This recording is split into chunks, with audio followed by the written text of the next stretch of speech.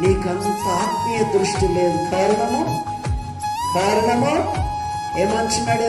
24వ కీర్తన 4వ వాక్యములో పెద్దగా చదవండి.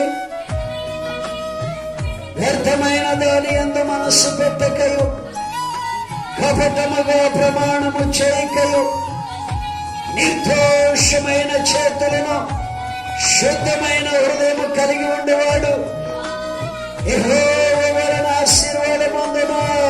హల్లెలూయా. ఉందా ఈరోజు నీకు నిర్దోషమైన చేతులు, శుద్ధమైన హృదయం,